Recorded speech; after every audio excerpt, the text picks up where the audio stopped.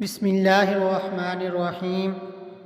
رنجش کی حالت میں بہتر وہ شخص ہے جو صلح میں سبقت اور سلام میں پہل کرے۔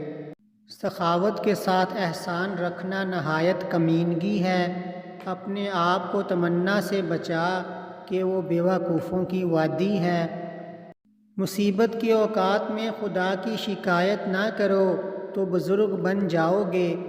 زبانی استغفار کرنا بغیر اس کے کہ گناہوں سے اس کی طبیعت اکھڑ جائے جھوٹوں کی توبہ ہے۔ گھر اور ماں وہ میراث ہے جو باپ سے حاصل ہوتی ہے، لیکن دانش مند بیوی نعمت خداوندی ہے۔ احوال پرسی کرنا اور پھر غم خواری نہ کرنا منافقت کی دلیل ہے۔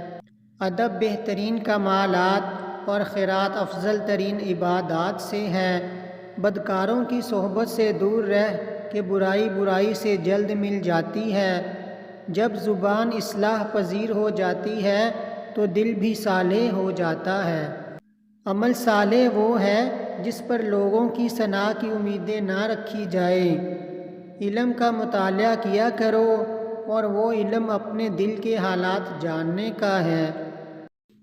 ماں باپ کا بیٹے کے مال میں سے جبراً تصرف کرنا ظلم نہیں۔ کچھ بننا چاہتے ہو تو بڑوں کی عزت کرو۔ نظر اس وقت تک پاک ہے جب تک اٹھائی نہ جائے۔ حد سے بڑھا ہوا اعتقاد بربادی ہے اور نکتہ چینی بد نصیبی ہے۔ جس پر نصیحت اثر نہ کرے وہ جان لے کہ اس کا دل ایمان سے خالی ہے۔ اپنا محاسبہ کیجئے کہ قرآن پاک پڑھنے کے لیے آپ نے کیا کوشش کی ہے۔ اللہ حافظ۔